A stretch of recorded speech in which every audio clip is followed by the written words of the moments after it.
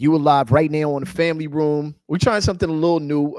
Studs put me on the StreamYard a while ago. I'm noticing a couple other people using it. So um, you can see the greedy StreamYard logo in the upper corner, but I'm trying it out before I pay for it. You know what I'm saying? I don't want those that know me know I don't throw no money around for no reason. So you're just gonna have to learn to live with this logo for a little bit.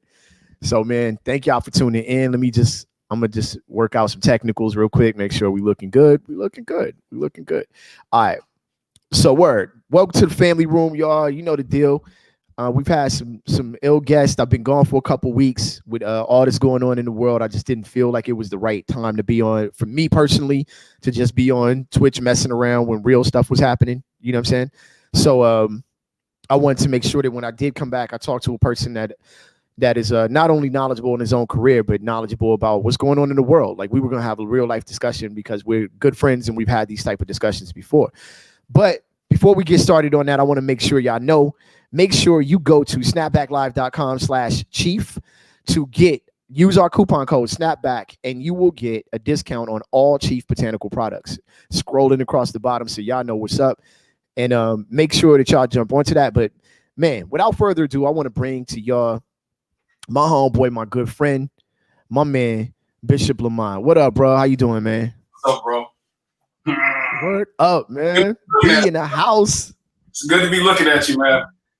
Hey, man, it's been a minute. Hey, we were discussing off air. It's been since 2013, correct? That's the last time we actually saw each other in the physical. You know what I mean? We used to see each other every day and shit in the garage. So we're going to get into all that. But yeah. It's crazy. How have you been, bro? Excellent, man. No complaints. Just living life and persevering. That's everybody's pretty much mantras, man. You know, got to get through, got to push through, got to keep the family safe, got to keep looking ahead, got to be optimistic. Can't stop. Can't stop, won't stop. I'm gonna admit something. I'm your homeboy, so I'm gonna tell you the truth. I'm unable to keep up with the amount of music that's being dropped. You seem to be dropping something fresh and new pretty much every other week. Like it seems like for whatever amount of years. You know what I mean? Yeah. So what are you working on at this exact moment? I want to get that out the way because I know we're gonna get started talking about everything else. So I want to make sure we talk about your music. You know what I'm saying? Yeah, we're gonna get to the shit that's important and forget the music. It's the life journey. But finishing up Just Don't Die, part 1 and part 2, you know, my follow-up to the Reformation. So like it's been incredible working on this. Like this is definitely my greatest work. And to be able to finally do an album that's got, well, I ain't gonna say how many songs, but right, let me be quiet. That changed. But no, 10 songs for the first time. I get to do an album with only 10 songs. If it would have been the full length, it would have been 19 songs and shit. And then I had to beat up some other songs. Next Top Model, like you bitches, you're not hot enough. Go over there. And then you just like truncated down to two great parts. You know what I mean? Terminator 1 and Terminator 2. I'm gonna tout my shit like that. Who knows which one is better than the other? But in sequel form, Terminator 2 was even iller than the first one. So we'll see. True. That's what I'm working on. Just Don't Die. And then I got this ill-ass album with my boy Maximilian called Hypergeum. I've still been working on pieces over the years from my Mad Bishop album with Madlib, but like then everybody else started jumping on the bandwagon wanting to do Madlib albums, collabs. So I'm like, I'm gonna take a break on that. I'm more infatuated while that does what that does, because what I wanted to do with Otis was something unique. But I'm thinking about me and Khalil doing something. Just word, because we always together, me and Mark Bass. It's just a lot of fun. I'm just in such a great creative space that I haven't been ever before. I feel like how I felt when we used to be over there in Whittier in the garage. You know what I mean? Yeah, man. So I got to get into what he's talking about. Yeah, because they don't understand. Yeah. So this is real quick. This is me and Bishop go back like years upon years upon years. We were introduced by my man Bobby, and I can't remember the other dude's name. What's homeboy's name? Lomax. Yeah, Bobby and Lomax introduced us. Yeah. We were both hustling on our own at the time. I was working with Below Z, and I don't even think I had started working with Spontaneous yet. I might have, but but that's a minute back. But anyway, we were doing a song. We were introduced to do a song together, Bobby and Lomax wanted us to do a song together. That's what happened. Okay. Yeah, because we have the video footage of us in the studio, and they wanted to shoot the whole video of it in the whole 9 yards. Do you have that? It's got to be somewhere. I need that. It's got to be somewhere. Gemini showed me some shit last night that just a nigga was tearful and shit, reminiscing like, yo, we done been through some shit. I never thought I'd get to be 41. So being able to look back in this mini like just jokes.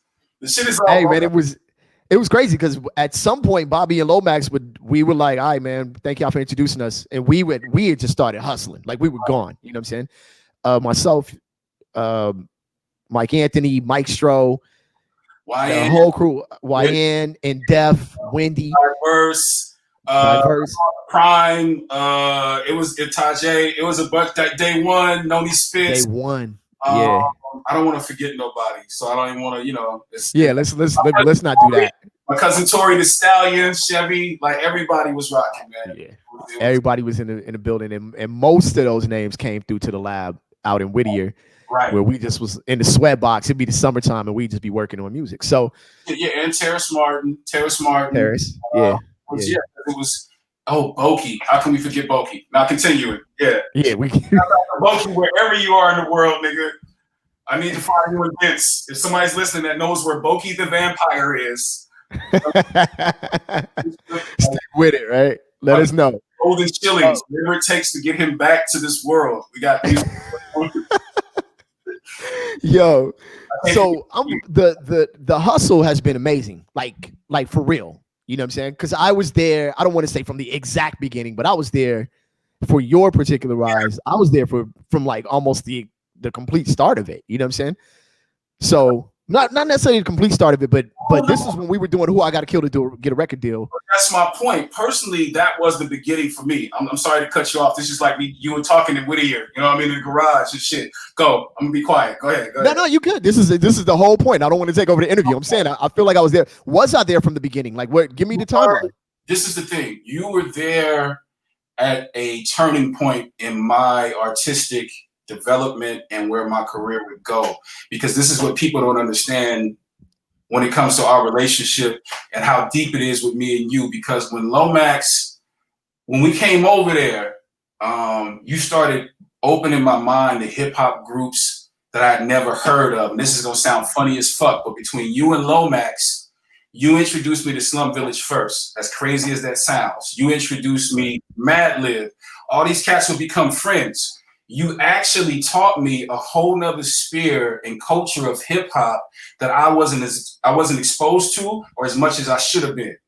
More so, 90% I wasn't exposed to. So what people have to understand now, not only was Reggie, aka Golden Armenian, that's a whole nother history lesson, became a friend and a peer, but he also became a teacher and a professor for me, because don't forget all the times you were vocal coaching me and recording me and saying, say it like this, or stop, yo, we should rap over this beat, or try this way. So you gave me so many new techniques and standards to work with that it changed my shit forever. So you have one of those cornerstones in why I am the artist that I am today. So I thank you again, because that knowledge and that ability to coach and teach and talk shit and have fun at the same time, and all the ridiculous shit we did at your crib. Yeah. Hey, you didn't even drink. Like at the time, we were drinking constantly. You would not drink. So yeah, that was like hilarious. Shout out to Chrissy in the house. Shout out to my man Remark. Yo, thank y'all for tuning in. Remark, my man from Carson, California. You know what I'm saying? But just so y'all know, Trek Life is revered as one of my master teachers, professors, and he's one of my customators. He's a customator for sure. So I thank you again, because I would have never thought about rapping over that Metropolis joint off the Madlib shit. Remember when it was called Trek? When you started hearing the De La Soul shit on there, whatever it was, that was Trek reintroducing me to the hip hop shit. On that level, the abstract shit, because at that point I was pretty much immersed in all the Dog Pound, all the Above the Law, the Ice Cube, and then he brought me back to square one in a foundation that I think every MC needs. So thank you again. So I'm just saying that. So I appreciate that. Before we were like and I'm asking for the timeline because we were going through as artists, which we'll continue to discuss, is like this transition as an artist. Like it's almost like if I don't know, they have those street baller video games where you go from playing basketball in the street to being in the NBA. You know what I'm saying? Like we were playing basketball on the street, you know what I'm saying? 21 against with our friends at the time. That's the level that we were at. And then this climb started to happen, right? Yeah. And you get to this point where your music's on the radio, you know what I'm saying? Where you're discussing deals with different companies, different names that people are highly familiar with, rooms that a lot of people don't get a chance to get in. Do you remember the feeling at that moment? Like when you walked into the Rockefeller offices, for example, or when you walked into Clive Davis's office, or when the Interscope offices, we used to go there and kick it, and then all of a sudden, you know, now it's like, no, we need you in this office. The upper room, but not the upper room. Yeah. So what was that feeling like, dude? Just you know, how did you feel at in those moments? You know, I would be remiss if I didn't start to where it's most important, because it's always, you know, when we on the show, we try to speed it up, but I have to say that without Mr. Chalk and Mr. Chalk's ex-wife, through my boy Torian, who was trying to get my mixtapes and my freestyles to Mr. Chalk through his wife, and his wife finally convinced him to hear my little goofy ass. There we go. that brings me to the Fantastic Four, and they blessing me. You know what I'm saying? Getting the Rock on their show, Friday Night Flavors, and doing drops for them. Let's go to the other side at The Beat, 92.3 at the time, to Wallace Sharp and Dorsey Fuller, who was programmed at that time. DJ Hideo. Rest in peace. Man, yeah, rest in peace, man. You don't even know. Man, I'm so mad because I don't wanna forget anybody. Mo Dave. It's all the time. He's over there. Started. Can I cuss? Because I've been drinking. Of course you can. All right. Yeah. All them fucking DJs started fucking with me, man, and I loved them for that. So I cannot say without them, the DJs, man, the cats at The Beat, the cats at Power, E-Man, Eric Deluxe, all the record pools. Man, see, I'm gonna forget somebody, and it's so disrespectful. No, but let me jump on because Twitch that's what is strong in Twitch. Make sure, by the way, for those of y'all, if you catching this live or you catching the replay, please follow the homegirl Chrissy Forms, and of course follow my man DJ Remark. DJ Remark, you mentioned DJs, what have you? DJ Remark. I keep saying I have to stop doing that. By the way, I could just call him Remark. You know what I'm saying? You know what, Reggie? I'm sorry, I wasn't finished with my emotional moment. Can I finish? Oh, I'm sorry. Hold on. Let me highlight you so that you. I was going solo. Go ahead. Let me get it right. Action. The DJs fucked with me, man. If it wasn't for them, DJ Rampage, all the different mixtapes DJ Rampage was doing. I mean, DJ Rampage was so down that we broke onto a video set to get to where I would give Dre the demo. Like, niggas was gonna take jail risk with me, because they believed in it that much, man. So without the DJs, without Benny Blanco, without what's my man name? Fidel over at Seditious Beats. Yes, man. Come on, man. Like, cats. Come on, man. So answering your long ass time ago question about what it felt like getting into those rooms, it felt like everything, because I had a village, I had a city behind me. So I knew that I was supposed to be there. My purpose was reinforced and fucking like stapled, nailed, glued, like just fucking locked in place. You know what I'm saying? Because of all these brothers who put me on their back. But how does that happen though? Like, I know, like in this show, I like to get, like, I know we're going back because we're gonna go forward, but how does that happen? How does an artist? A lot of young people watch this show. At least they hit me up on YouTube, talking about like, yo, how do you get from point A to point B? You know what I'm saying? How did that happen? Like you were networking, you were dropping mixtapes, you were dropping verses on anything you could. Like, give the people some of the science behind like how B got to this is point A. We way at point Z right now. But get us to point A real quick. I mean, the foundation before even point A is just like, I so believe in equivalent exchange. If you don't give it your all, you're not going to get it all. You know what I mean? Just start. Sure. And that's going to be an element of intestinal fortitude. It's going to be your intuition. it's going to be you believing in yourself no matter what is before you. And so for me, I really made it up in my mind a long time ago that I was going to be an MC and wasn't going to nothing stop me from that. So it started from there, but it also required a grace, even though your anxieties and being that young and wanting to be on and not understanding the hierarchy of how it really works behind the curtain was unbeknownst to us yet until you get into that. You're like, oh, this fucking paperwork. Oh, shit. Lawyers. Strange. But, you know, I thought we just had to keep it real. You know what I mean? Right.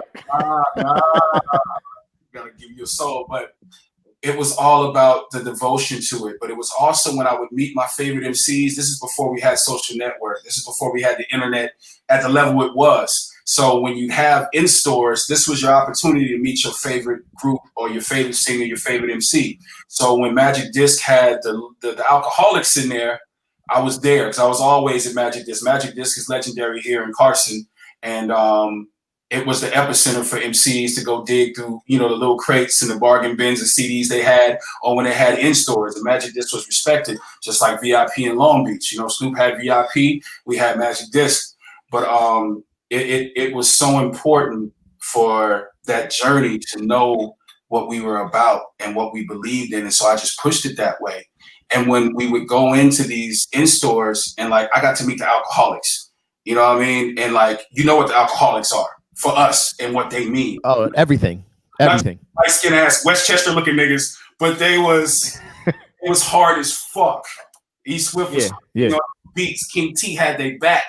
This shit is ill because we can just be MCs. We don't gotta be gangsters if gangsters ain't our shit. But I know the niggas is down to fight and hit a nigga with a 40 ounce. I can do that. You know what I mean? So I am these niggas. So instead of trying to force my demos on niggas, I would just drop my name and shake niggas' hands and say how much I appreciate it and keep moving. And the more niggas get familiar with seeing you, they used to you. So then it's a different conversation instead of you being an alien. So I was really patient and respectful in my approach. Nowadays, people think because they got more followers or they got this or that, and they verified too, they on the same level as whatever artist has been in the game for 10 years before. Yeah, not even close. There's a serious gap of understanding. So that's what really helped it. It was relationships. It was respecting space. It was being sincere. It was also breaking the rules sometimes and just going the fuck for it. Like, again, I forgot to say on Power, you know what I'm saying? Fuzzy and Big Boy, man, everybody on the morning show. It was so many people that took me into their heart. Fuzzy took a lot of risks with me. That's how I met DJ Quick originally. And DJ Quick was trying to like go 70 down a back street right off Ventura Boulevard to listen to my demo. And that shit was crazy. You know what I mean? But and I say this to artists now or artists that are whatever at a different plateau in their life now that they think, oh, this is whatever. Like, there's always another plateau. That's what I learned from Bruce Lee. You know what I'm saying? From reading his works. And for us, the key things are always to keep the intentions pure at heart. If you keep the intentions pure for why you want to do this, if you keep your vision true to who you are and what gives you goosebumps, what gives you joy, it's going to work. The problem that happens with reducing the quality of that and the impact of that is when you compromise. When you come up against disagreeables, when you come up against people that want to dim your light, and they already see your aura like fucking Rick James, and they're intimidated and afraid of it because they know if they unleash this on the world, I won't be able to stop this. I won't be able to own it. So they'll try to play psychological games with you and things like that. And so I experienced all that, especially the aftermath. But for me, the thing that I came out clean on the other end, like it was Shawshank Redemption, was understanding, keeping my heart pure. I can't let this change me. I can't let them make me stoop to their level. And I'm in this world. I'm not of it. They're trying to make me of it. And I got to keep fighting. And I fought as long as I could until I was like, you know what? Eject. So that's how it felt going into those rooms. I was dignified. I was fortified. And I had earned it. There's a difference when you earn it and when you go up through the ranks genuinely with hard, tough love, with grace, with nurturing, with patience. So when you come into the shit, man, you chisel to a certain level of readiness that all it really comes down to you understanding that you're enough. And that's what it felt walking into those rooms, because I started seeing all my fucking heroes. I start, walking into a room with Clive Davis, walking into a room with Sylvia Rome, walking into Daddy's house with Puff Daddy. This nigga's watching himself on Making the Band, drinking champagne with all these weirdos around me and shit. He's not even talking to me. He's looking at the screen while he's talking to me. So yeah, you're real hot in the streets, playboy. Let's talk about a deal. I'm like, nigga, at least look at me while you talk to me. It's dark. And it's like 20 niggas in the room in the dark. It sounds wrong, but it was weird. But I met my nigga Bink. I met Bink Dog out of that. But like all these rooms I would go in, sitting with Steve Rifkin. It was crazy. So, but again, I was ready for it. You know what I mean? Like, man, it's crazy, man. It's crazy. It's crazy. I could only imagine this. We were talking about this off air. Like, as an artist, and I'm sure a lot of DJs can relate to this too. You're ready for the talent part of it. You know what I'm saying? You got your rhymes ready. Matter of fact, I would say earlier in an MC's career, particularly, like I would leave an MC alone early in their career. Right. Because they got a whole book of rhymes that's been waiting for you. You know what I'm saying? Yeah. If you want to mess with an MC, get him like 6 or 7 albums later. Got a rhyme book. It look like a Bible because it's supposed to be that fly, that epic tones in this shit. Exactly. You need to leave rappers alone early on. The part that I find the most interesting about you, and the part that I've learned the most from you, is navigating this industry and staying yourself. You know what I'm saying? Not letting the bumps and bruises that you just discussed, like not letting these angles when everybody else is drinking champagne and kind of losing their vision of not being themselves anymore. Bishop has never been anybody but himself. And I think that that's what people respect about you. That's what people like about you when they meet you. You know what I'm saying? Where does that come from? Is that a family trait? Do you find yourself like around your cousins like, damn, we all like this? You know what I'm saying? Like where do you get that from? Nah, I'm a fucking weirdo. I'm a 101. Only my daughter has inherited that great crowning achievement of weirdo magic.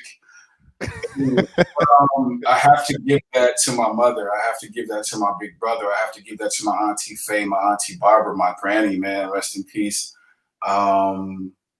Like they put that energy in me, man, early in my life, where I had so much love and I had so much value given to me through my aunts and my uncles and my mama when my father wasn't there. And this isn't a slight against my father. It was just that at that time he wasn't good at being a father, but I appreciate him for his genetics, nigga.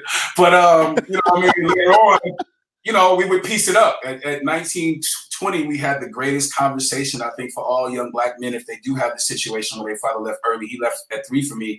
When you get to a certain age as a teenager, your chest starts poking out and you're man enough to ask questions like, I'll fire on this nigga. But you know what I mean? And I was just like, and he gave me the most normal, everyday nigga answer ever. And I couldn't be mad. You know what I mean?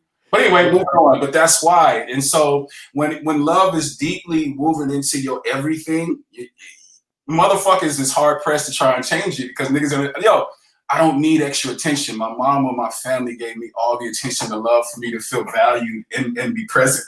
So you niggas can't dangle carrots about me being famous and having fans. I don't give a fuck about that shit, nigga. That's the fresh part. That's the fresh part. Right, I'm loved around your family, nigga. Like, what do you gonna tell me that I don't already have? I don't have a insecurity to the point to where I need to be validated through the art form. I do this because this music saved my life, not because I want to be famous, nigga. So that's why niggas was bad, and we just kept fighting back. But it got to a point where the more I resisted it, the more the momentum of that force built up, and it started making me be a monster, and I started reacting violently to niggas and beating niggas up and becoming a dude that I wasn't. I'm like, I used to be a skinny big head kid. You know what I'm saying? I was just on my backpack shit. I was on my cypher shit. You know what I mean? And now I'm out here having to beat up niggas and deal with hood beefs and shit silently, quietly. And then niggas find out who my people are, and then there's some other shit, and it's like, it's really on some like low budget Tupac shit. You know what I mean? Because we back at Camp Out. We're in the very same studios and shit is playing out on the same eerie kind of flavors. I'm like, nigga, I'm not about to do that. You know what I mean? I'm not gonna die at 25, because niggas is jealous of me being signed with Dre and what women at that time I was having delicious, insatiable sex with, all the men, whatever it was. You know what I mean? It's like we just living the dream. You know what I mean? It's revenge of the nerds, and niggas is winning. Like, this is the time Lambda, Omega Mu had to battle, you know what I'm saying, at the fair. Niggas was out there. You know what I mean? Like, we killing it. Of course he's supposed to have sexiness and the accolades and the wins, but it took every fucking iota of our spirit to achieve it. And why is niggas jealous? Why is niggas hating and trying to undermine? Why you want to kill or stab over rap? Y'all niggas is hoes. So that's what I was like, Taxi. I think one of the things that's notable though is you weren't in it for the fame. Right. The fame wasn't the part that mattered. Didn't care. You know, so it's. I think a lot of times we came across a lot of producers early on, and I don't want to diss nobody because I know we were young, man. Like in your 20s, the moment that you walk into that, I'll tell you this: Remark is in the house. I like to shout out Remark because Remark was there for the journey for me as well. Carson. My guy, man. We had gone. There was a point where, as an MC, me personally, I had to wait in line, even though I was the MC for the night. I still waited in line. Like they used to be like, "Why are you still waiting in line?" I'd be like, "Well, I'm not gonna walk by this line." Like I waited in line, and I get to the front, and the bouncer be like, "Yo, you got to pay to get in." I'd be like, "No, I'm MCing for the night." But I never thought about it from a fame level. I did the same thing, bro. You're killing me right now. Continue. I do the same thing. Yeah, like it's the same thing. But for you though, like, you know, this is in the past. We haven't even gotten to the new stuff yet. I still want to get past this point. And this is the last thing. We're going to get past it at this point. Go, brother, because we got a lot of rich history. Go where you want to go. I'm here as long as you won't be here, as long as they don't get fucking annoyed. So, check it. You got to a tilt that people were like, yo, he's with Dre. Right. You know what I'm saying? Which brought, like you just said, brought on a whole like it had to be a gorgeous side of it, but there was also this like, wait, yo, you know, so the gorgeous big titty sex appeal of it started to do this, and the ugliness started. So, but you were still you. So I know it had to have an effect on you personally, not in a negative manner, like, you know, but I'm saying I know it had to have an effect on you spiritually to just kind of like be like, look, dog, I'm not here for nothing but to get down with these verses. I'm trying to be fresh. Like what's all this extra nonsense? You know what I'm saying? You just summed it up, and that's what it became. And it's like it was having an extreme negative effect on me. Like people are always like, nothing bothers me. I'm a sensitive ass nigga by nature, and sensitivity is not a bad thing. You just got to understand who you are with your sensitivity. So you gotta understand. You know, niggas is sensitive about their art, but niggas is also sensitive with their spirits. Most artists are sensitive as fuck. I don't care what niggas say. Niggas, we could get into that all day. That's a fact. One of our code names for one of our niggas is mad Carl Thomas emotional. So yes. like we're all Carl Thomas to a certain point. So for me, it was a visceral reaction. It was almost instant when it became bullshit, when it became lies, when it became evil. I'm not with that shit. I instantly am going to ban this shit because one of my favorite movies is Constantine and Devil's Advocate. And at this time, it was Devil's Advocate more so than Constantine. So nigga, we gonna rumble. I don't care if we ain't fight in the club. So for me, I already drew the line in the sand even before I came into business of where I stand, what I represent, what my integrity is, and what I will do and what I won't do. And I'm not going to sacrifice my self-respect, my integrity. You're not going to push my starfish in. You're not going to play with my. That would just go by. You know what I mean? I'm not. And so it didn't matter what you had to offer, what you would threaten with. This is the hill that I'm going to die on because me being me and being true is what got me here. So I'm not about to be at this precipice or this doorway to success that I dreamed of. And it became even more than what I imagined and give my soul for the world. You know what I'm saying? Like I remember Lauryn Hill talking about this shit on songs, and here I am. All this shit that our favorite rapper said when we were amateurs or just fans, you know what I'm saying? Record company rule number 3080. You know what I'm saying? Yep. What's the other part? Record company people are shady. You know what I mean? So kids watch your back because I think they smoke crack. It's fucking true. Don't doubt it. Look at how they act. Like niggas doing heroin. Like niggas is like niggas is crackheads trying to get your deal done because they just need that money to get that hit. Like it's so fucking weird. The construct of what the music industry and Hollywood has tried to project and design is so fucking extremely the opposite when you see behind. And it's these fragile ass broken souls that don't have souls. It's so many people that can't live without having somebody's blood to suck. It's so many fucking variables and characters that you only think are in fucking Game of Thrones or Fright Night. Oh my God. It's funny. So then you come in real, and your realness scares them, or your realness is the blood that they need to keep the machine going.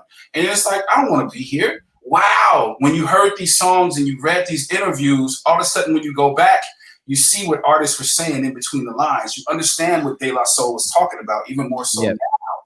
So like, once that happened, I was like, man, fuck this. I stayed as long as I could because another, like we were talking about offline, in the beginning when we started the New West, and I can say that without a doubt in my mind, we started the New West together across from Hawthorne and Compton and Carson and Watts and Long Beach and Whittier, Gardena. We made that fucking movement. And when we were moving and making the New West movement, we were bringing everybody along with us. And I always go back to this shit. And every motherfucker on here remembers the picture in the barbershop with that arm reaching over the wall to pull somebody else up.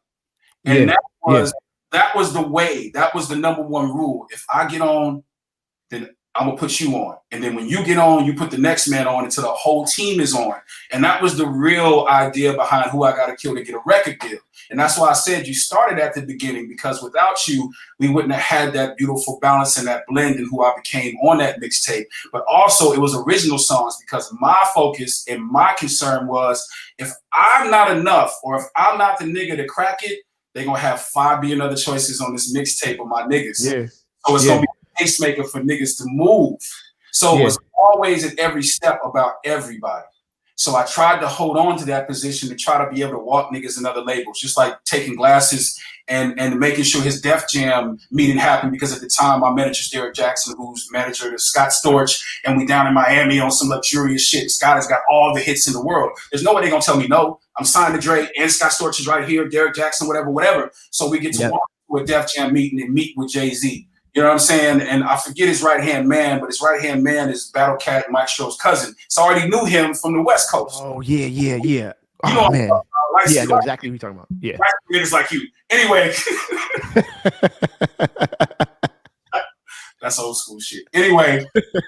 Old school shit. But anyway, to walk in that meeting and like I was telling my homeboy the other day, I said, instead of me getting a song with Jay-Z, I'm arguing with Jay-Z about Glasses' deal.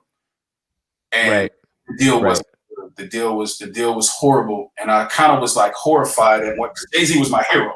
You know that from back then, because I was kind of still sounding like that nigga when I'm rhyming.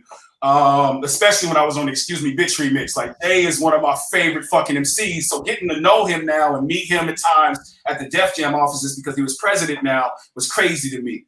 You know what I'm saying? Like, it was a dream, but Dame wasn't there. So I was like, man, this shit's sad. I'm mad. Niggas I believe in, because their core ideas was everything that I wanted War Dogs to be in, what I know we had. You know what I'm saying? And so when he started talking that business shit and like the deal was shaky, I was mad, and I started arguing with Jay-Z instead of asking this nigga to do a song. But I'm fighting for my nigga because I'm loyal. And so Glasses had to pass on that deal. And I think Glasses was mad at me for making him not take that deal. But the bottom line is, if you want that deal, take that deal. You know what I'm saying? But I wanted to give niggas the opportunity to have the creme de la creme. You got the top choices, and it's like, damn, we go back to New York, and we taking all these West Coast niggas, plugging them into all the great labels. We basically doing a Wu-Tang. We basically doing a Death Row, but not exclusively to a Death Row. We putting our niggas at all these dope ass labels so they can pop. That was the vision. It wasn't even about me. So I always like support. I wanted to be more the quarterback. You know what I'm saying? And just get the shots off, get the plays off, and niggas get the touchdowns. I don't need to go. I'm fulfilled because I know my niggas' hearts. I know how hard they work, and I want them to win because I know these niggas is better than all these niggas out. You know what I'm saying? They make me doper. You know what I'm saying? And that was the energy for that, man. That's all. I think the work ethic too, though. And I think you said something that was profound in there. By the way, yes, Chrissy, he said you're not gonna push in my starfish. You did say that. Didn't begin to that, but I'm not. So you're not gonna play me like that. You You're not gonna sex play me for a record deal. You're not gonna sex play me for whatever that shit was. I am quite delicious, but nah, get your juicy away from me. Here's what you mentioned that I thought was profound, and this has a lot to do with the direction I went musically as well, but it was kind of a different thing. You said Glasses might have been upset with you, which could or could not be true, right? All right, cool. Oh yeah. How you talking shit? Of course. Were there moments that you lost due to your integrity? That you lost, you could have gone, you could have made a much higher step, but you decided like, nah, I don't really want to be part of this. Like, how can you recall times where you were like, I just missed out. I could have taken that ugly deal. I could have gone that ugly direction, but I decided not to go because it wasn't me. You know what I'm saying? Shit, this is me and you talking because I wasn't doing another interview. So when I connected with Fuzzy up at Power 106, me and Fuzzy was so tight, man. That's my nigga. I still love him despite the bullshit that went on behind the scenes. Fuzzy was an early on supporter and fucking Bishop Lamont fan, unbeknownst to most people. Fuzzy was the nigga. Fuzzy was the one that introduced me to Curtis at Aftermath about ghostwriting. So he put me in the front seat in the beginning to have that relationship starting to brew, but he took it a step doper. And he knew, he already had a great relationship with DJ Quick. So one day out the blue, he was like, yo, I want to take you to Quick. Because at this time, Quick had a deal with Warner Brothers through his label. I think it was called Mad Science. And so, me, I'm the biggest DJ Quick fan to this very fucking day. And I'm happy that, he's a friend. He's a brother. You know what I mean? As wild and zany as this nigga is, I still love him. You just have to get quick. Fuck to be able to say because you really know the nigga. But we met, I forget at what studio. I think it might have been the Big Homie Tank studio. And Six John was there, and Neo was there, was Schaefer at the time. Like, people don't understand how we all know each other. But anyway, Quick pulls up, and I forget the hot new car he got. And me, Fuzzy, and him get in the car. Quick, like, I want to hear the demo in the ride. He got some fly shit. And this nigga starts going like fucking 60, 70, 80. Imagine a fan just off the street watching DJ Quick since fucking Black Pussy, you know what I'm saying? Born and raised, whatever. It's like, oh my God, it's DJ Quick. And the nigga's hair was immaculate. The nigga's hair is always immaculate. You know what I mean? It's like, yo, this nigga really do this to his hair. But anyway, like, shoot. Yeah. But anyway, like, he's listening to the demo. He's going crazy. And for me, like, I'm in the passenger seat. Fuzzy's in the back seat. And I'm looking at Quick. All this shit is surreal. And this nigga's going crazy on my music. He's like, yo, fuck this. He parks and he goes, I want to sign you. Fuzzy goes, hold on. And they go over and start to have a powwow. And that's when shit started feeling weird. So that was one of those moments where integrity and going, something is up and it's not right. And basically, this is me and you talking. It's like Fuzzy wanted to sign me to a production deal to him, then a deal to Quick, which is a deal then to Warner Brothers. So this is people eating off me before I'm going to see anything. And I'm like, bro, what I brought to you was a finished product. If you want a finder's fee, get you a finder's fee, but you don't own me, because my thing was always ownership. I wanted to have something to where War Dogs and then, what was Vatican then and then what is now Monster Jam Sanctuary had its own home, because my goal was always to set up an oasis, set up a Justice League for artists to be protected. That was always, because what I always saw looking at the history of hip hop was like, damn, niggas didn't have each other's backs. Damn, niggas going through it. Like, why is Craig Mack going through the shit he going through when he made Flavor in Your Ear? And that shit was platinum, multi-platinum. He came before Biggie did. He helped Biggie set his shit off with that Flavor in Your Ear remix. Why is this like this? You know what I'm saying? And when you read the Kashif books and all this shit about the music business, I had a little understanding of it. And so those are those moments where I dreamed I wish I could have signed with Quick in the Mad Science, but it wasn't right. And that put a strain on me and Fuzzy's relationship. And then we repaired it, and then shit kept going, and then we ended up at Aftermath. And I remember when Drake called it the Power. So those niggas is my hearts, but it's just people have to understand and respect people's space and not try to own things or try to put their chains on it. I know it's a normal thing in the business where people are only fucking with people because they're trying to use them. Right. But it's like, if I really fuck with you, I'm only fucking with you because I fuck with you. I don't care what you got, because if it's yours, it's not mine. And I look like a bitch ass nigga if I'm trying to finesse you and seduce you to get what you got. You know what I mean? Like, it's weird to me. So all day. That was never my move. So a lot of times when people are grooming artists, they want to put them in production deals and this, that, and the third, and I gotta get you a publishing. You know what I mean? It's like, nah. If it's really love, it's genuine, we gonna flow together, and we gonna respect each other's space. I'm gonna make sure you eat, because what you put in is what you should get out. A little buffer, a little bit more, because that's just how much I love you. And that's what I was always trying to show and prove on. And I took a lot of L's. I lost a lot of money because at the time with my deal, I had all these niggas at Can-Am or Pacifique or Record Plant or wherever we was at using my budget to do their demos. You know what I'm saying? Yeah. Eating off my shit and not being appreciative. And that shit used to kill me, but I kept thinking about what other cats was doing with their movements, like the native tongues. You know what I'm saying? It was like, if we got all these dope ass niggas, we can do something beautiful. You know what I'm saying? So let me be a servant and let me be selfless. But selfless can get you where you don't have no self. Yeah. To happen. And those are those regretful moments where niggas were mad. Like when we sold out House of Blues the first time, and I remember being at House of Blues, seeing Gangstar, seeing Talib Kweli, Mos Def, Wu-Tang, The Roots, everybody and their mama. Finally, I'm on this stage.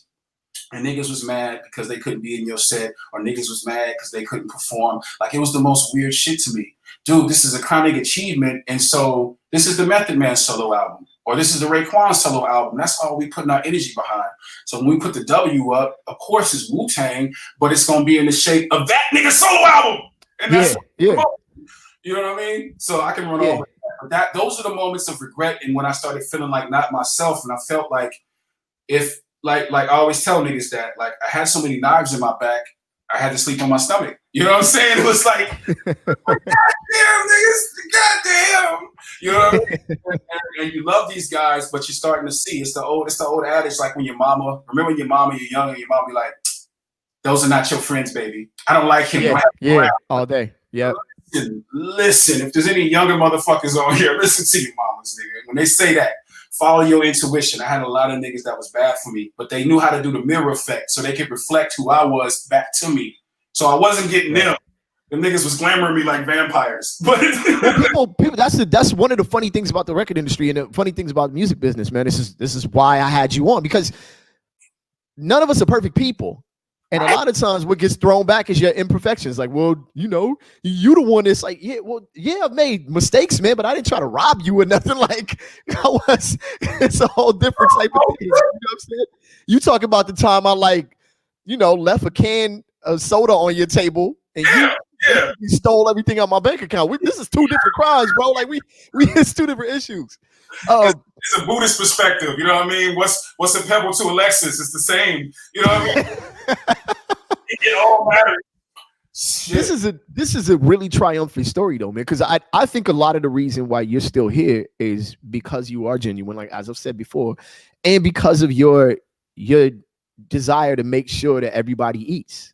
You know what I'm saying? And I think that you're standing here really triumphant, man. Like I listened to the jams. I'm like, yeah, this is exactly what's supposed to be happening, and you can continue to control your own destiny, right? Yeah, because I refuse, man. I got this from my mama. Like her AKA is Marty McFly, the relentless. My mama will not fucking give up. It's just like when my dad walked out on us when we was 3, and I forget my brother was, she's 6. And my mama got to move. My mama got to make it happen on her own after all the fuck she's been through. She don't even have time to lick her wounds and process. She got to keep shit alive. She got to pay the bills. So we moving around nonstop. She would never be compromised. You know what I'm saying? Like she's black. I mean, you know, black woman is the greatest invention on the fucking planet of their strength and fortitude and what my mama showed me. So it was like, nigga, fuck these niggas. Like, whatever. I was just brawling the whole way through. I refuse to give up. Fuck you niggas. I will outlive you. I will come to the cemetery after you are buried freshly and shit on your grave, nigga, and rap to you with a boombox. I win. Just don't die. So like, that's if I'm right, I'm a force to be reckoned with. If I'm wrong, I apologize and I learn to err of my ways. And that was just the energy, but also it was the reputation. It was who I am as a genuine person. So all the people that really love me always will have my back. They thought I was a star before Dr. Dre shit happened, during, before, and after, and now. Right. You know what I'm saying? Right. Niggas like, why are you signing there? I'm like, this is the best. This is the best choice. You know what I mean? Right. Because what little do they know is we were always anti-aftermath. We didn't want to be a part of the gatekeepers. But after a while, when you're doing the bidding war, and you know you're going to J Records and you're going to Sony, you're going to Warner Brothers, you're going to Atlantic, you're going to Loud, you're going to Universal, you're trying to find the right fit. All I wanted was Rockefeller. I had a vision in my mind. You know what I'm saying? Ever since I saw the Backstage documentary, that shit always spoke to my heart. And I love the way that Dame fought for his artists. I love how he was on Kevin Lau's head about them fucking jackets. Because everything, you know what I'm saying? Yeah. Fuck quarter order. I loved how the niggas get down. I love how I just love what it was, because it was real love, it was real struggle, it was real risk, it was real hustle. It was everything that they talked about, blood, sweat, and tears. So that's all I wanted to do. So once I saw them breaking up, it was just fucking whack. So I'm like, okay, I even met with Jermaine Dupri, and he was the dopest nigga. It was Jermaine Dupri and Lorenz Tate, and I forget it was. Wait, Lorenz Tate?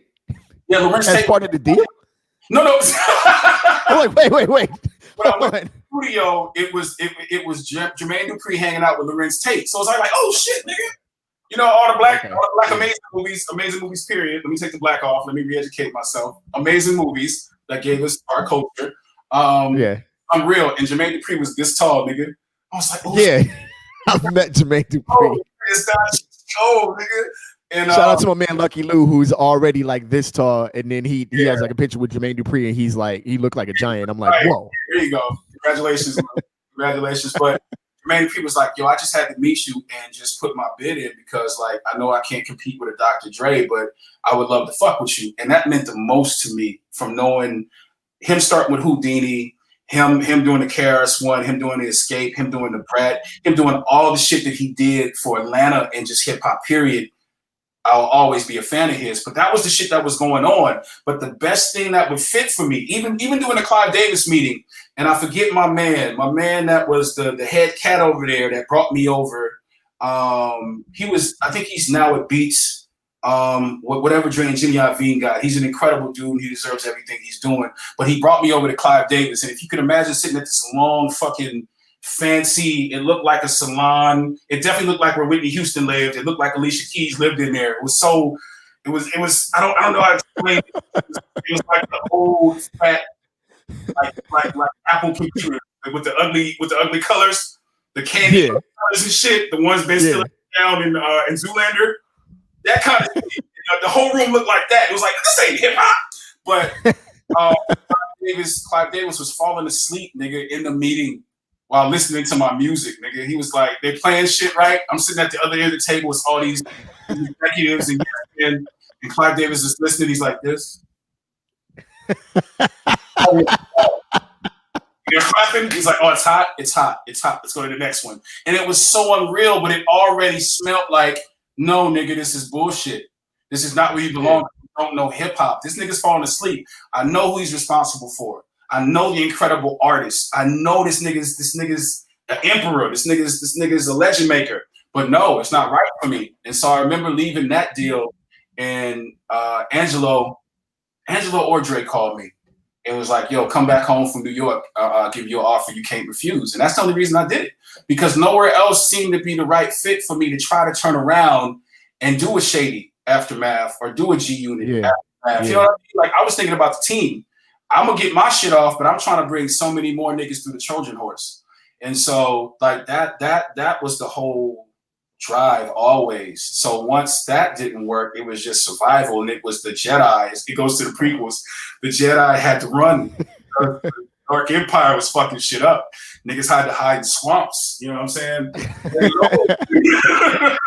But the rebel resistance would return, and that's where we are now. It just feels good again, man. I think, and we got about 10 more minutes. We got to do a part 2 of this. Yeah, we got to do a part 2 in a little bit after I get through the other guests. We got to come back to this because there's more. But So much more. Leading that rebel empire, though, leading that rebellion was my man Dave New York.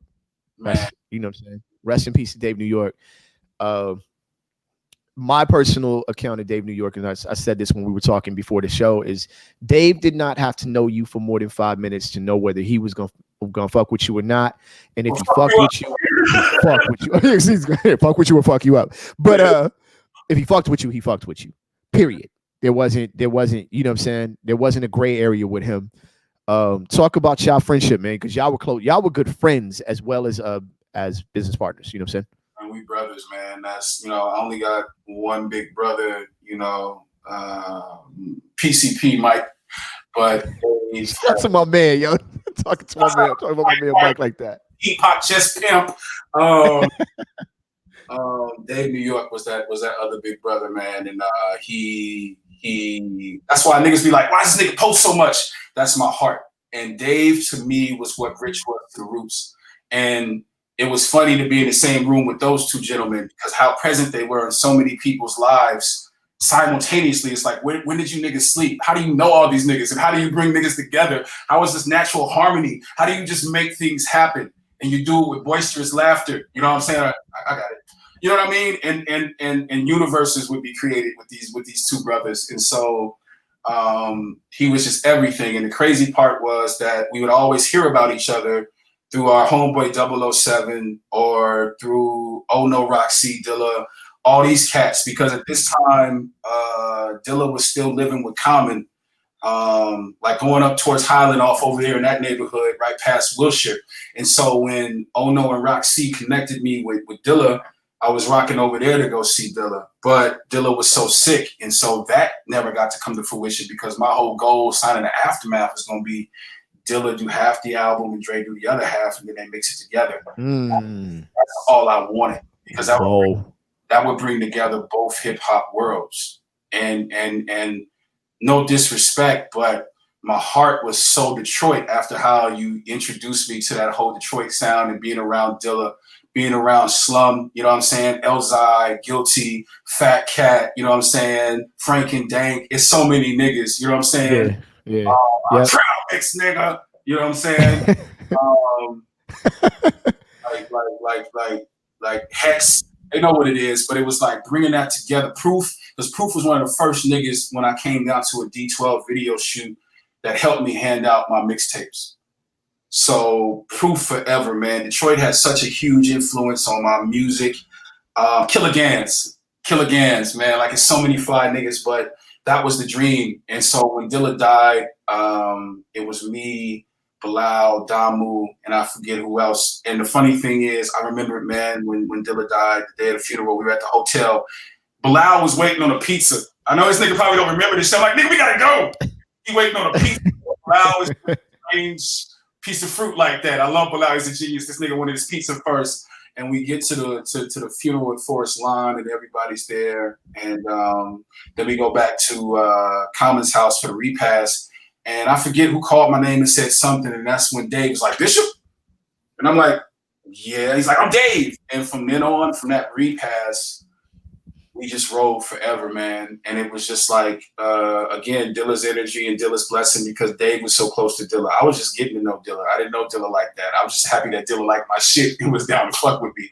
But me and Dave just started running, man. And it was, I ain't gonna cry right now. I cry all the time about Dave. Like when Dave died, I died. Like I haven't felt like that since my granny died. You know, my aunt just died. My little bro Roach.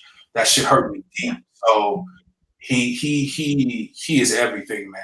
So every chance I get, I'm gonna post that nigga. Every video I shoot, that nigga picture of some shit's gonna be in there because that nigga gave everything. There was times when money got so bad, this nigga held us up. This nigga made sure my daughter had a Christmas. This nigga took me to get a Christmas tree. That's my, you know what I'm saying? I cry like a bitch right now. I don't care. I love my niggas.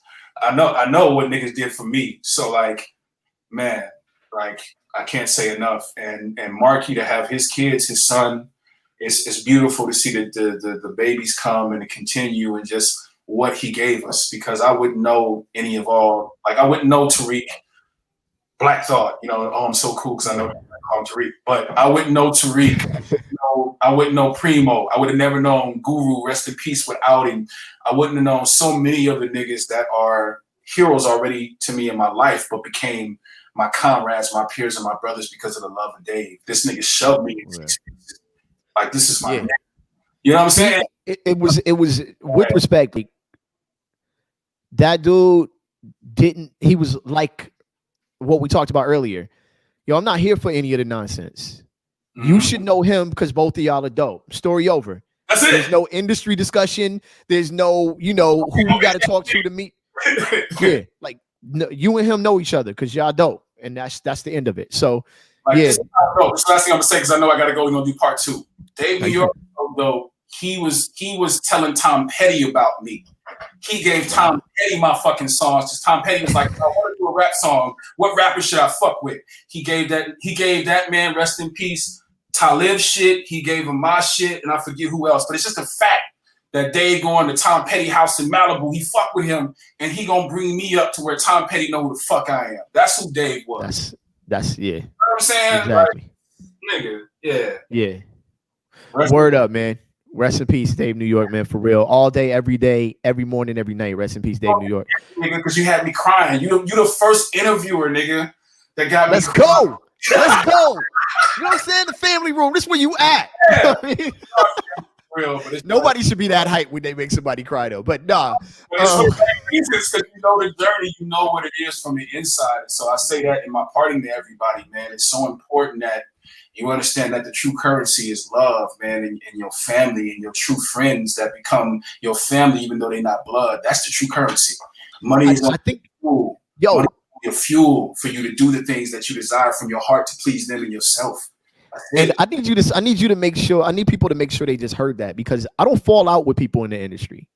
I don't fall out with you. I don't have that energy towards you. We was homies. Like, I'm not gonna fall out with you. You know, it's just not possible. Like, yo, I'll have people, occasionally be like, yo, Trek, we good? Like, we're never not good.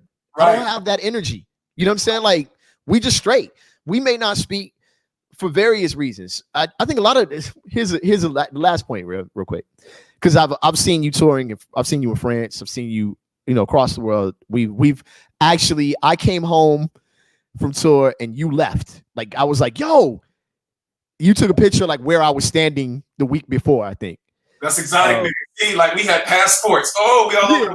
We was doing it. I was like, yeah, this is it. It was one of those moments for me, though, that I'm mentioning it because it was one of those moments for me, because again, we was in that garage sweating, making music. Yes. And nobody was really listening. Nobody really knew what we was doing. The neighbors was calling on us. You know what I mean? We cared. Yeah, we cared. And to have that moment where I had touched down from Europe and log on and see that you were headed that way, and see pictures like, yo, I was just standing there. We're having these experiences as two black men coming from a society in a world where you're not even supposed to really go past Vegas. Shit, you ain't supposed to go past the 110. You ain't supposed to go past 10. You know what I mean? You ain't supposed to go. You know what I'm saying? You ain't supposed to get on that 170. You're supposed to stay trapped in those confines of that same whack ass maze. So you like just getting the stamp in our passport. I felt like James fucking Bond. I was like, I did it. Like, I could have quit right there. When that German man stamped that passport, I was like, oh, okay. I've been to Frankfurt. Like, yeah. You know I can go home now and never rap again. Like, I was perfectly fine. But testament to what you did for me, and that's why it's like, yo, you blessed me. That's why I have to again give you your roses, give you your crown, give you your gold shillings, give you all your praise, because I wouldn't be the dope nigga without you. I wouldn't have. I appreciate it. I wouldn't be as soulful. I wouldn't be as technical and going to the feng shui. Like, you are a great teacher if you choose to teach more niggas. Like, you was Obi-Wan for me. You was custom model. Please understand right now, this is one of the nicest niggas. Oh, this way. This is one of the nicest niggas This nigga's one of the dopest, illest MCs in the world. So it wouldn't be no Bishop Lamont without Reggie, without Golden Armenian. And I appreciate it. Peace and soul. I appreciate it. You already had all the tools, man. We was in there sharpening. So you made me way nicer, nigga. I think I was a fake corrupt by then. I was so infatuated with corrupt styles and shit on the Dog Food album and the Corruption album. You helped me break it up and find my own voice and throw back in a lot of the East Coast ill shit, the abstract West Coast underground shit. You know what I'm saying? So thank you, man. That's all I say. Spontaneous, because he started throwing the darts like everybody was sharpening this nigga Aloe Black back then. You know what I'm saying? Like, man, still niggas know Aloe Black now. We know him back then. Hey, look, I want to get him on the show just to talk about the performance battles. Aloe used to show up to shows to end your career. Right. Like he wasn't showing up to a show to perform. He was trying to make sure everyone who went before or after him never touched another stage again, and he was brilliant at it. This little exotic Nat King Cole ass nigga, he come through and just try to tear shit down, and then he pull a horn out on you. And he was so gracious. I remember all the sessions he used to do at Jag Bomb Studio, but like all of us, and it's great to see niggas rock. And I'm gonna leave with a name drop fancy shit. I ran into Aloe Black a few years back at Quincy Jones' house. Yeah, Quincy. Oh, look at you. Check you out, fam. Hold up, let me put you on the big screen for that one. Wait, where'd you run into him again? Yeah, put me on the big screen. You know what I mean? John Legend was there. Harry Belafonte was there. Michael like it was everybody who's who of black entertainment business. You know what I'm saying? And I remember Aloe seeing me, and that nigga fell over a couch in because he didn't believe I'd be there. I was like, nigga, how dare you, nigga? I'm flying. And it was dope though. But that's when I saw Aloe, and Mr. Harry Belafonte was giving a speech at Quincy Jones's crib. Denny Glover was there, and it was in one of the rooms where they have the color purple on the wall. So you only know that if you were there, flossing. But anyway, wow. That hip hop got you into the house that built Thriller, that built Color Purple, that built everybody in their mama career. And Quincy Jones is just gracious and sitting there talking shit. You know what I'm saying? Like it's dope. But like that's what we did from the garage that got us to these places and so many other places. And the trajectory of it sent us all around the world. Like that you can't overlook how beautiful that is and how amazing that just something that we love from listening to it and picked it up gave us all the power to go all around the world and to do everything that we dreamed of just because we saw it and we felt it, and that was it. And that shit is just so incredible to me. So it's beautiful to be on this journey with you, brother, and the best is yet to come. It's just they don't know levels this shit. It's so fly, man. Yo, man, I appreciate you very much. I always want to make sure to give everybody that comes on the show their flowers. That's the reason why I bring people on this show to begin with. You could go anywhere. If you like the show or you don't like it, as a person watching, that's fine. But you could go anywhere for dirt and nastiness and nonsense. That's all out there. I don't do that. Like I want to discuss how the person became who they were in the journey and the struggle. And I was there for a lot of yours. So I'm like, yo, this is fly. But yo, thank you so much, B, for being on this. We got to do part 2 because we got to talk about like now. We went through the past, and that's perfect.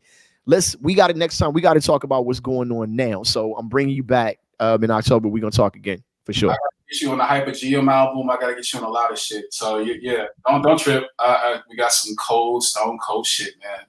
Word up. Y'all heard it here first, man. So if you don't hear me on that record, just go on and hit his DMs. No, we still got to get the other joint out with me, You Sinful, Mike Stroh, Denise Williams. I still got that one in the chamber. So don't trip. Okay. They don't even know we got records, bro. And yes, I ton of records. Williams and EQ, aka Forrest, her son. Yeah, we're fancy like that. That's it. I'm gonna shut up, brother. You gotta get the rest of your show. Thank you for having me. I love you, brother. Stay healthy, stay strong, man. Stay smiling, stay creative. This is a great platform and what you're doing on the show because I feel the soul protein. So I know the listeners, the viewers, whatever, they feeling the soul protein too. So thank you, man. It gave me more. Thank you. Yo. Word up. Yo, hang out for just a second, man. I'm gonna say some pieces and then we're gonna chop it up after the show. So hold on a second, all right? All right. Word up. Yo, thank y'all, man. That was excellent. I was like hype to have him on the show for that very reason. Please make sure you follow Bishop Lamont on Instagram at Bishop Lamont 1. You can catch up with B, anything that he's working on. That dude is always working, always hustling, and actually always genuinely taking care of the people that he cares for. You know what I'm saying? Like in real life. So thank y'all. I do have another shout out real quick. Please, yo, Chrissy Forms has her own show, and it is fun. It's entertaining. It is something you should check out. She has her own Twitch. I believe she might be affiliated at this point. If not, she will be soon. I need y'all to make sure y'all check out Chrissy Forms show. Please do that. So here I'm gonna take a real quick moment, brief moment to just Shout out. I know, yo. This is, this is live. This is what we do. You know what I'm saying? Yo, hopefully this works. Go ahead and post. Boom. There you go. I need y'all to do that. Please make sure you follow the homegirl Chrissy Forms. She's been down for a minute. She is going to be on this show eventually. We're gonna talk about who is Chrissy Forms. Like, who the hell is Chrissy Forms? Out of nowhere. We all know her, and she just feels like she's like been our best friend forever. So we'll talk to her as well. But thank y'all very much. Just to make sure that that I'm doing the right thing to represent my crew, please go to snapbacklive.com/chief and use our coupon code snapback to receive a discount on all Chief Botanical products. I have the CBD gummies. I actually really appreciate them, especially during stressful times for me. So thank y'all very much, man. We out of here like last year, man. On the count of 3, we say peace. 1, 2, 3. Peace. Thank y'all, man. Holla at y'all next time. Let's go.